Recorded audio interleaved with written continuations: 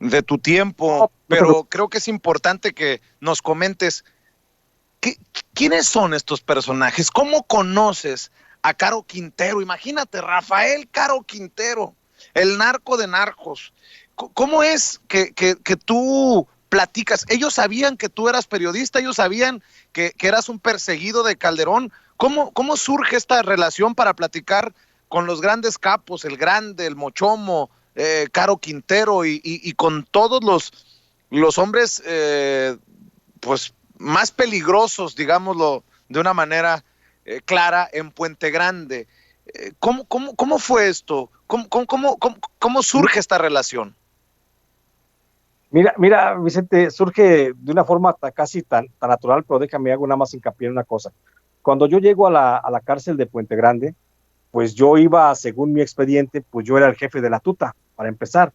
Entonces, dentro de la cárcel, al pasillo donde me mandan, después de que estuve segregado 6 meses, donde estuve encerrado en una prisión de 2x3, encuerado totalmente y con golpizas, con hambre, con sueño, por supuesto, porque no te daban de comer y no te dejaban dormir. Después de que me trasladan de esa área al área de los reos más peligrosos, porque la cárcel federal de Puente Grande es para presos muy peligrosos, pero dentro de la cárcel de Puente Grande hay un sector, hay un área donde están los más peligrosos de los más peligrosos.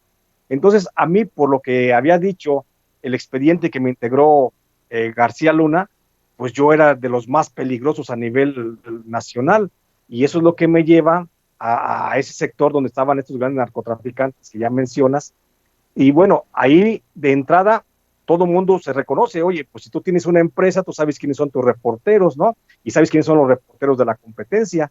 Y entonces ahí de la cárcel, cuando yo llego, pues obviamente saben que yo voy aparentemente como jefe de la familia, pero pues no pertenezco a ninguna familia, ¿sí? Y esto yo se lo agradezco a aquel narcotraficante fundador de allá en Michoacán, de la familia michoacana, Carlos Rosales, el fundador de la familia michoacana, porque Carlos Rosales, cuando ve que yo llego a la cárcel, Carlos Rosales sabía quién era yo, porque él era de Michoacán, y entonces él sabía que yo era periodista, y entonces él me pregunta, ¿y qué chingados andas haciendo por acá?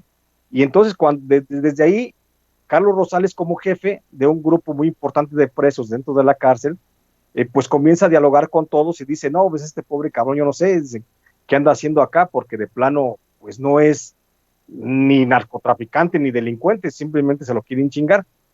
Esa es la pauta para que Rafael Caro Quintero comience a platicar conmigo y comience a sondearme dentro de su posición de jefe prácticamente, como el reo más importante de todos los que estaban los que estábamos en esa prisión. Rafael Caro Quintero comienza a sondearme y encuentra que efectivamente pues no tengo nada que ver con nada.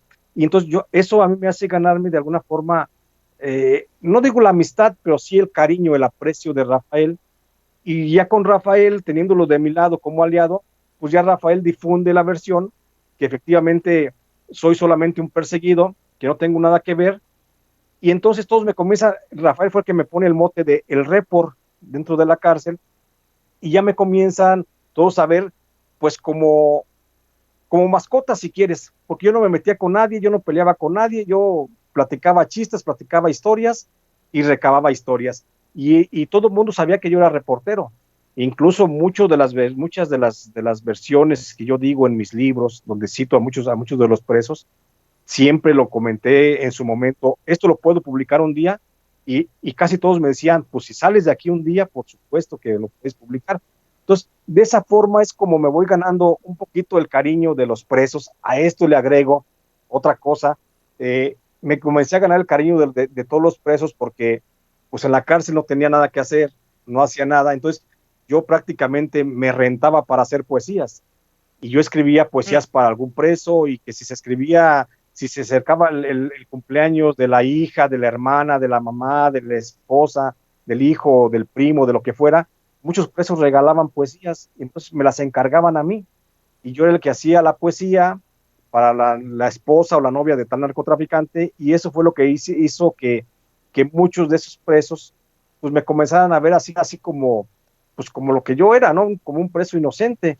Y muchos me contaron historias, muchos me contaban su vida privada, su vida particular, y así fue como me hice de esas historias, Vicente.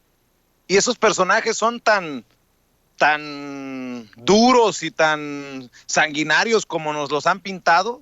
Entre otras cosas, te pregunto, ¿hay niveles en la cárcel? O sea, ¿hay respeto a los más veteranos, por ejemplo, a Rafael Caro Quintero, o a pesar de que son miembros de diferentes cárteles y de diferentes generaciones, se llevan entre sí? ¿Qué me dices de esto? Mira, dentro de la cárcel hay grupos, por supuesto, de cada cártel. Cada cártel va agrupando a sus miembros, pero entre cada grupo, entre grupo y grupo, no hay confrontación violenta. Hay un respeto, hay una especie de tregua, así le llamaban en la cárcel. La cárcel era un momento de tregua, se agrupaban algunos presos, pero nunca peleaban entre grupos y grupos. Y por supuesto que había una distinción a la jerarquía de cada preso. Y por supuesto que Rafael Caro Quintero, como el jefe de narcos que siempre ha sido, pues él era o así como decían ahí en la cárcel, era el más chido de todos. Entonces, eso le daba cierta autoridad para hablar únicamente con ciertos jefes de grupos. Por ejemplo, hablaba con el jefe del grupo del Golfo y ya de ahí se bajaba la instrucción hacia el resto de los presos. O Carlos Rosales, que por ejemplo era el jefe del grupo de La Familia, igual pasaba. Pero sí existía ese respeto entre los presos. Eh, que si hay, que si hay que si son violentos, agresivos, pues a lo que yo vi dentro de la prisión, no dejaban ellos de tener, por supuesto, esa inercia a la violencia, pero como siempre se veía, insisto, la cárcel en una especie de tregua, siempre todos se mantenían quietos. Yo no vi presos, yo vi prácticamente compañeros que estaban privados de la libertad. No quise nunca meterme a juzgar si realmente eran culpables o no eran culpables de los ¿Tuviste miedo? delitos que se señalaban. Por supuesto, mucho, ¿Quién, mucho quién te porque en la generaba cárcel no más, sabes qué te generaba más cómo. miedo, Jesús? Generaba miedo el no saber si despertabas al día siguiente, pero no tanto por la agresividad de los presos, sino por la agresividad del propio sistema carcelario. Algunos custodios, algunos jefes de guardia, que no te privaban de la comida hasta por días, no te dejaban dormir durante días también. O sea, ese tipo, las agresiones, la violencia por parte de los custodios, creo que era lo que más me causaba miedo para no despertar al día siguiente o ya no estar vivo al siguiente día. Ese es lo que más miedo me generaba dentro de la prisión. Oye,